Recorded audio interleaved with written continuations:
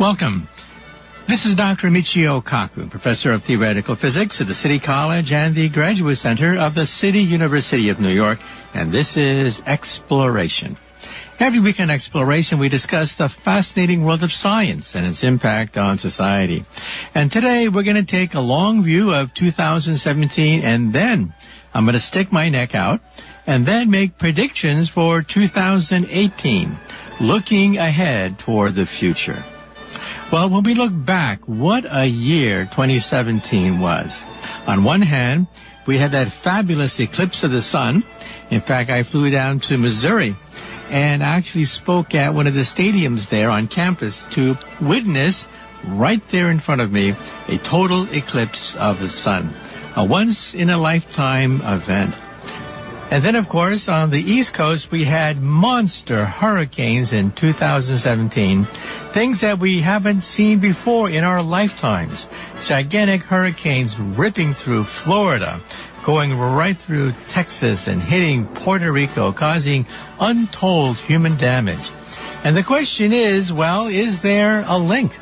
A link with other kinds of atmospheric events, such as, for example, the breakup of the South Pole. 2017 witnessed the gradual breakup of the Larsen Ice Shelf Sea. And something that climatologists thought would not happen in their lifetime is happening right before our eyes. The gradual cracking up of portions of the South Pole. And of course, we have those monster forest fires that the governor of California attributes to global warming. Now, my personal point of view, and the point of view of many scientists, is that you cannot say, aha, there is one event that is caused by global warming. In other words, you can point to all the hurricanes, the breakup of the South Pole, increase in temperature throughout the world, and increased forest fires and droughts around the world, and say, is that a sign of global warming? Well, yes and no. There's no smoking gun. You cannot say that any one particular event was caused by global warming, because global warming is an average effect. And when you complete the dots, when you look at the average picture of hurricanes and temperature rise and forest fires, you see that, yes, we are witnessing once-in-a-century events, all too common now. And that's why many scientists believe that with 95% confidence, it is a man-made phenomenon that is driving this bizarre weather around the world. Not 100%.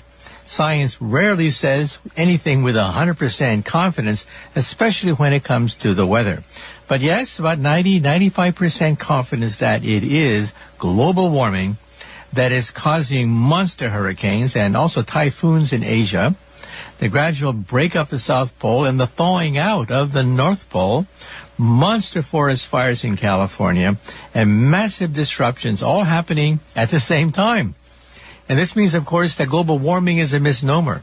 It's not a uniform warming of the Earth at all. It's swings, global swings in temperature and in the climate. And also in 2017, we had the Nobel Prize. The Nobel Prize given to 3 physicists for the discovery of gravity waves predicted by Einstein in 1916. Gravity waves emitted from the collision of 2 black holes in space, and also neutron stars that also collided. So in a nutshell, those are just a few of the science stories that dominated 2017. And now I'm going to stick my neck out and say a few things about 2018.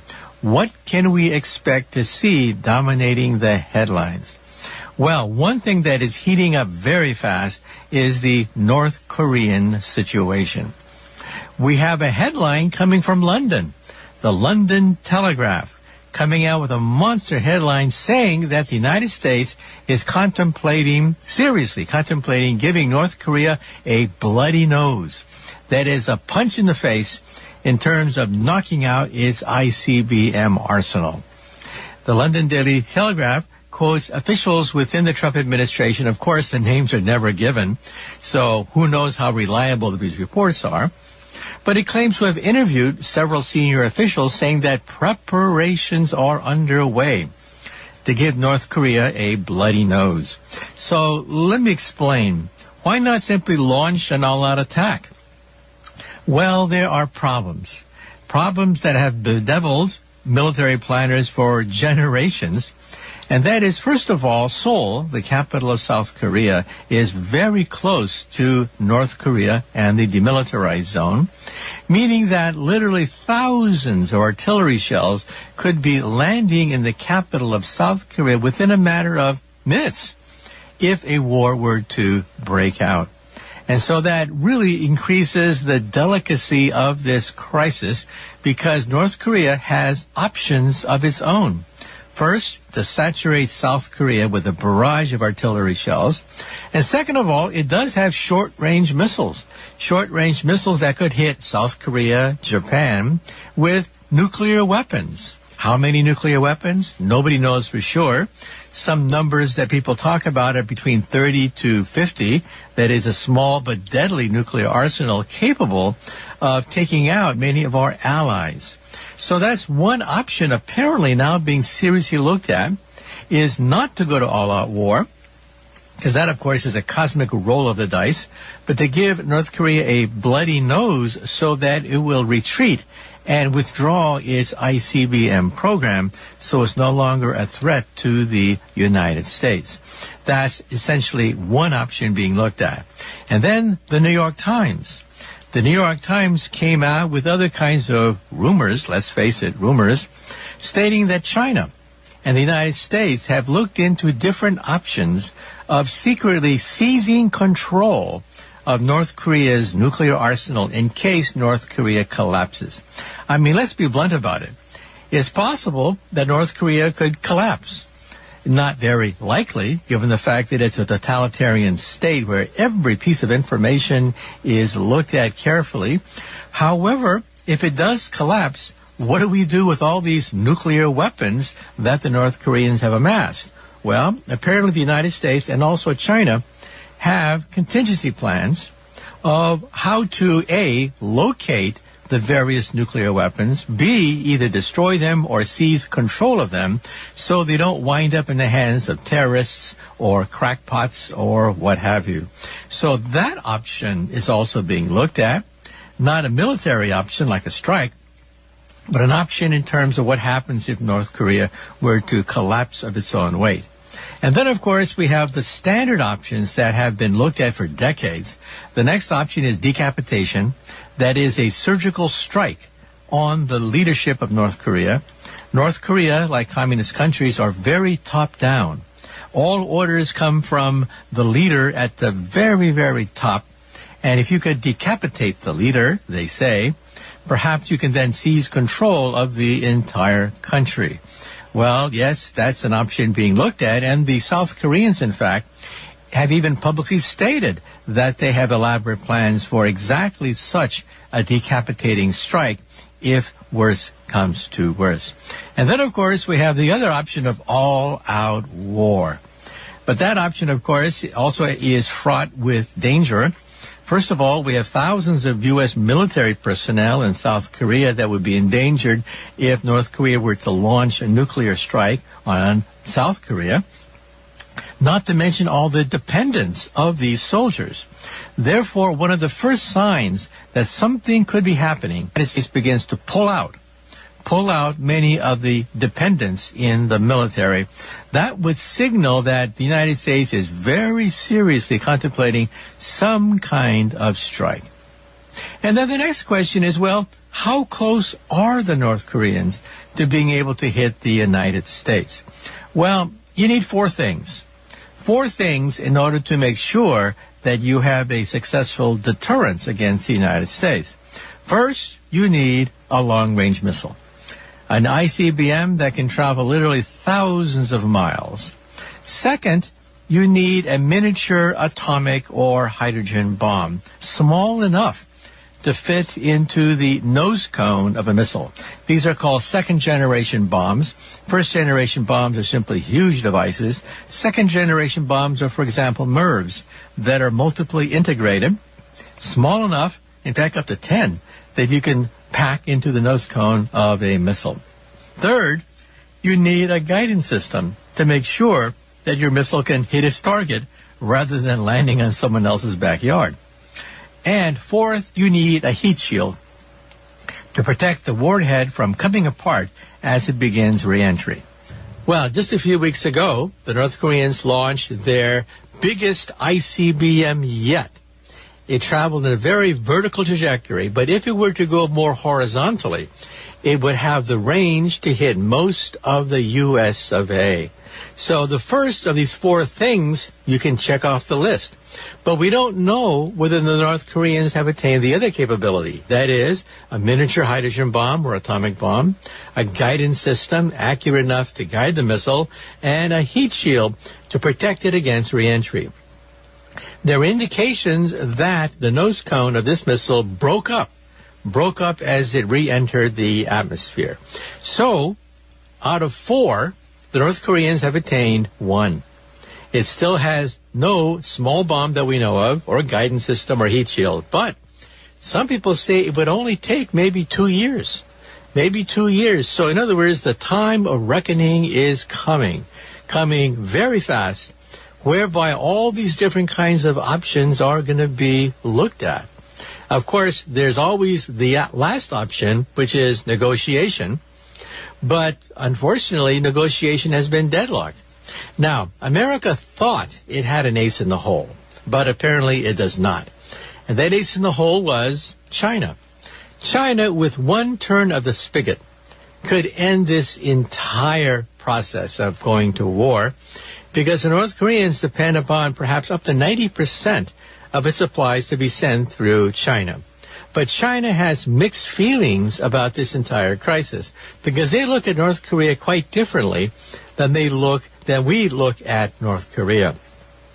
First of all, there are long historical ties between North Korea and China.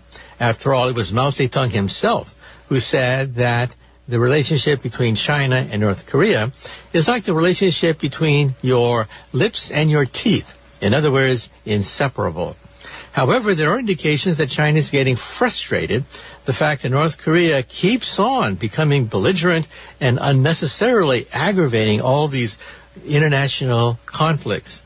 But the main worry that China has is if North Korea were to collapse, then South Korea were to take over, and America, of course, is allied with South Korea, and that means troops, U.S. troops on the border with China, and that is unacceptable. So in other words, what does China fear more? North Korea or the United States? Militarily speaking, the North Koreans actually fear the United States more than it does North Korea. So in other words, they have made a bargain with the devil. The Chinese have basically said that, yes, North Korea is a bastard, but it's our bastard, to paraphrase the words of Franklin Roosevelt.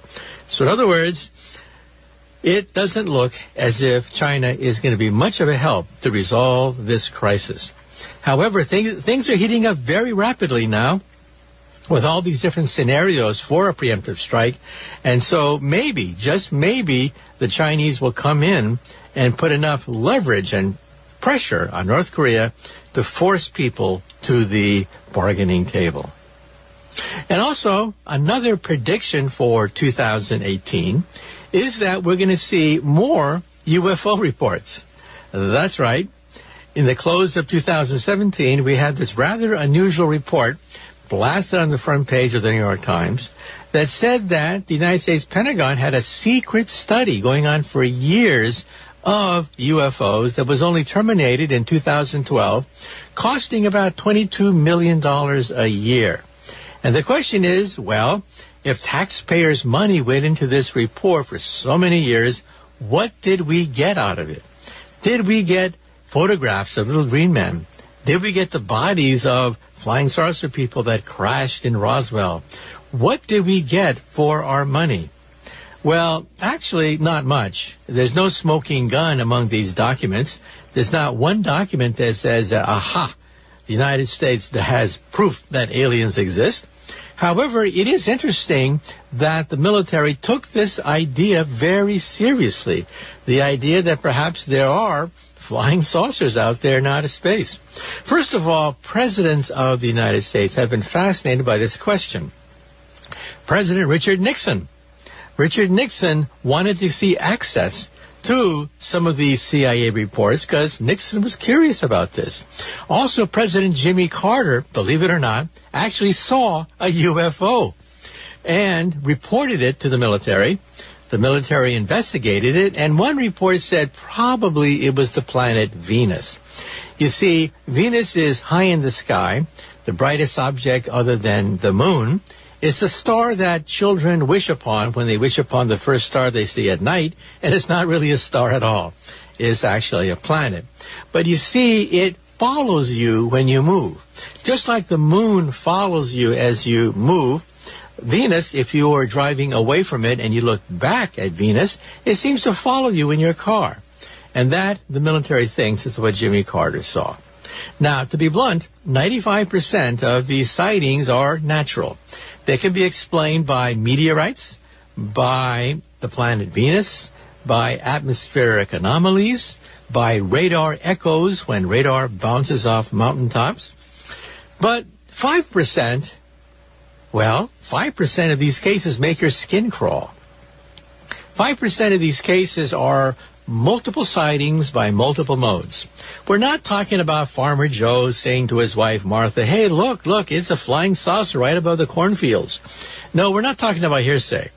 We're talking about jet fighter pilots tracking objects that can be tracked by radar, tracked visually, tracked using video, sighted by more than one individual.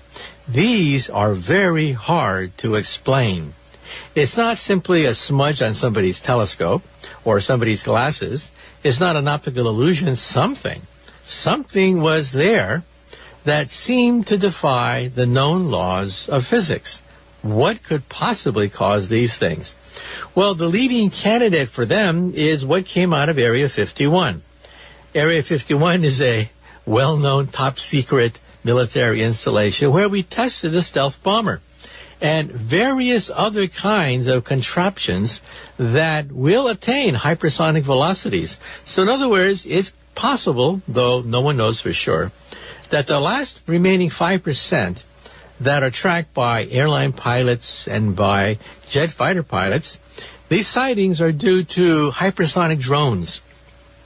Drones being tested out by the scientists at Area 51 looking for devices that could soar through the atmosphere at hypersonic velocities, which would leave jet fighters in the dust.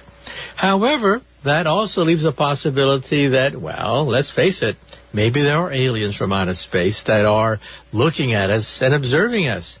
You cannot rule it out. In other words, let's say you try to prove that unicorns don't exist. Well, you can't. You cannot disprove a negative. Logically impossible. Let's say that you say that unicorns don't exist, but somewhere in a cave that hasn't yet been explored by humans, there's a unicorn. You cannot rule it out. So you can never rule out the non-existence of aliens and alien visitations. Now, when people come up to me and they say they've been hijacked or kidnapped and abducted and placed in a flying saucer, my advice to them is very simple. Steal something. I don't care what it is you steal. A paperclip, an alien pen. I don't care what you steal. Alien dandruff. Steal something. Because otherwise it's just hearsay. And science, sad to say, cannot simply rely on hearsay because, well, people make mistakes. People hallucinate. People get drunk. People lie. You need objective proof because science is based on things that are testable, reproducible, and falsifiable. When someone says he saw a flying saucer whizzing right overhead, and I've had several people say that to me, several cab drivers, in fact, have described in detail what they saw hovering over their taxi cab. Well, yeah, maybe they're right. Maybe there was an alien visitation, or, well, maybe they had too much to drink that night. You see what I'm saying? That's why steal something next time you're in an alien flying saucer. Now, to be blunt, if there were flying saucers from an alien planet, the question is, A, why don't they visit us? And B, is it really physically possible for them to do that? Well, why don't they land on the White House lawn? My personal attitude is that if you're walking through a forest and you meet a squirrel or a deer, do you try to talk to them? Well, yeah, you may try to talk to them, but eventually you give up because they don't talk back. It's very difficult to have an intelligent conversation with a deer. Well, in the same way, if they're that advanced that they can go thousands of light years to visit the Earth, they're perhaps thousands of years ahead of us in technology, and we have nothing to offer them. What are we going to offer them? Our music, our artwork? They may have nothing, no interest at all in our civilization, just like we're not that much interested in squirrel civilizations either. Now, the other question is, what about the scientific objections to flying saucers? One of them is that flying saucers are kind of small, and how can they possibly have enough fuel to go between stars? Well, one answer to that is perhaps there's a flying saucer base on the moon. The moon would be an ideal place to put a base whereby you could refuel and supply energy for these flying saucers. That's a possibility. And it's a possibility that's explored in the movie 2001. I personally believe that that movie that came out in 1968 is perhaps the most scientifically reasonable and plausible rendition of a visitation from an alien species. They're on the moon. Why the moon? Because from the moon you can observe the entire solar system. There's no erosion. There's no rust. There's no water to speak of, storms and different kinds of disturbances. No, it's inert. And you could very easily scan the solar system for millions of years. In fact, some people believe that there could be a probe on the moon today, right now. And we are too dumb to know it. Well, moving on, another prediction for 2018 is that we will perhaps find a twin of the Earth in outer space. Believe it or not, we now believe that there are billions of Earth-like planets orbiting other stars in the night sky. The Kepler satellite has detected about 4,000 planets in a tiny sector of the Milky Way galaxy. From that, we can get a census that there are literally billions of Earth-like planets. And one prediction for the next year is that we will find a twin of the Earth. So far, all the Earth-like planets that we've looked at are too big or they're orbiting unstable stars. We want a planet the size of the Earth orbiting a stable yellow star like our sun. So far, we come very close, but we haven't found one yet. So one prediction is we'll find it, and what are we going to do? Well, in 2019, we're going to launch the Webb Space Telescope. The Hubble Space Telescope, the workhorse of astronomy, well, it's getting old, and technology has raced ahead, and now we're going to create a telescope almost 3 times bigger than the Hubble, and it is the Webb Telescope, and it may actually be able to photograph, get this, photograph planets whizzing around other stars in the galaxy. That is amazing. And also, in addition, in 2019, we expect to see rockets back to the moon. The SLS booster rocket, about the size of the Saturn V rocket of the 1960s and 70s, is poised for a maiden voyage to the moon. It's going to be automatic, robotic. It'll go around the moon, and then after that, a few years after that, it's astronauts landing back on the moon after a 50-year gap. It's been 50 years since scientists and astronauts left Earth orbit to go to a celestial body like the moon, and we will go back to the moon, says President Donald Trump.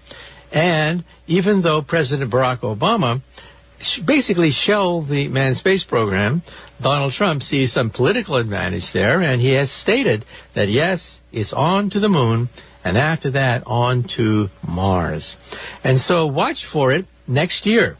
Preparations for a new telescope, a new gigantic telescope to orbit the planet Earth to replace the Hubble, a telescope powerful enough, we think, that it may be able to photograph the outlines of a black hole and maybe even photograph a planet, a tiny planet, orbiting another star in the galaxy. And next, we expect to see the SLS booster rocket take off in 2019 back to the moon. And what is it going to do when it goes to the moon? It's going to build a moon station, a space station not around the Earth but around the moon. And why build a space station around the moon? To go to Mars. And so Mars is the target. What might we reach Mars? Well, sometime perhaps in the 2030s. But one benefit, by the way, of this new renaissance in the space program is as follows. The first space program not only gave us weather satellites, communication satellites, GPS, the first space revolution also gave us miniaturized computers. Many of the wonders that you see in your living room are due to the technologies pioneered by the miniaturization of computers because of the first space program. The second space program could start next year, and that could create another generation of miniature computers, nanocomputers, quantum computers, because of all the money that will be spent into a new space program. So some people think that eventually we could see another computer revolution. A computer revolution driven by the fact that we have to miniaturize computers even more if we're going to send payloads all the way to the planet Mars. So, in summary, some futurists predict that just like the space program helped to drive the current computer revolution, the next space program onto Mars will create a new generation of computers, quantum computers that compute on individual atoms, nanocomputers the size of molecules.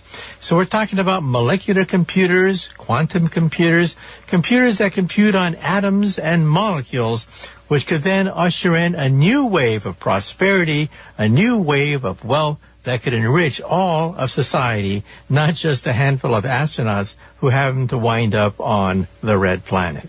So when people say, what's in it for me if we put taxpayers' money on the table to send astronauts to Mars, is it going to give us a direct benefit? And the answer is no.